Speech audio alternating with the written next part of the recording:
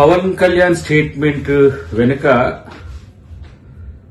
బాధ్యత రాహిత్యం కనపడుతున్నది. రెండవది అవగాహన లేమి కూడా మనకు కనబడుతుంది.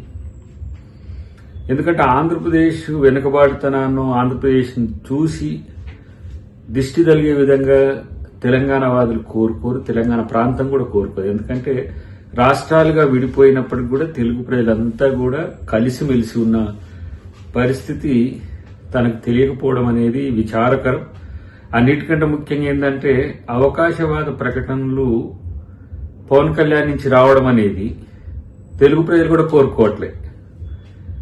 సరే, అనాలోచిత స్టేట్మెంట్సా లేకపోతే ఉద్దేశపూర్వకంగా చేస్తుందా అనే దాంట్లో అనాలోచిత స్టేట్మెంటే కనబడుతుంది మనకు. కాబట్టి గోదావరి ఎప్పుడు కూడా తెలుగు ప్రజల్ని సమానంగానే చూసింది. ఏ విధంగా కోనసీమను చూసిందో అదే విధంగా తెలంగాణను కూడా చూసింది. ఇక్కడ ప్రాజెక్టులు లేకపోవడం వల్ల తెలంగాణ కొంత వెనుకబాటుతనంతో ఉన్నది, కానీ ప్రాజెక్టులు అయితే మరింత మేలు జరిగేది. కాళేశ్వరం లాంటిది సక్సెస్ అయి ఉంటే మంచిగానే ఉండేది.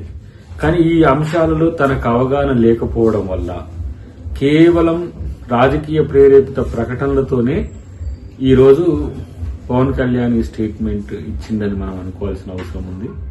అన్నిటికంటే ముఖ్యంగా కొన్ని స్టేట్మెంట్ కొన్ని సందర్భాల్లో తనకు అనుకూలంగా ఇచ్చుకోవడం అనేది అది పవన్ కళ్యాణ్కి సాధ్యమవుతుంది.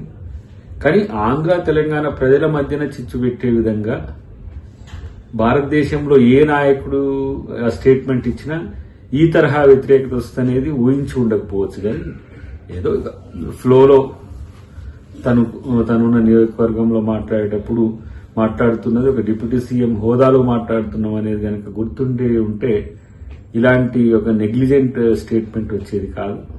ఇది తెలుగు ప్రజలు ఎవరు కోరుకోరు, తెలంగాణ ప్రజలు కూడా ఎవరు కోరుకోరు.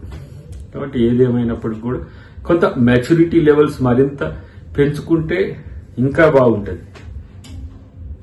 లేకపోతే ఎవరినో సాటిస్ఫై చేయడానికో, మనం ఉన్న చోట ఉన్న వాళ్ళని సంతృప్తి పరచడానికో, లేకపోతే మనం మద్దతు ఇచ్చిన వాళ్లకు అనుకూలంగా ఉండడము అనేది ఇది అవకాశవాద రాజకీయమే అని అనిపిస్తుంది. కాబట్టి ఏదేమైనా కూడా వాస్తవానికి చెప్పాలంటే తెలంగాణకు వచ్చి తెలంగాణ పాట, ఆంధ్రాకి వెళ్ళిన తర్వాత ఆంధ్ర పాట, తర్వాత ఇప్పుడు బీజేపీతో అనుకూలంగా ఉంటే బీజేపీ పాట, టీడీపీతో అనుకూలంగా ఉన్నప్పుడు టీడీపీ పాట, ఇట్లా ఏ పాట ఆ పాట నేర్చింది కాబట్టి కొంచెం తను బతక నేర్చిన పాట పాడుతున్నట్టుగా భావించాల్సిన అవసరం ఉంది. కాబట్టి దీన్ని ఎవరు తెలుగు ప్రజలు పట్టించుకోవద్దని మేము అనుకుంటాం.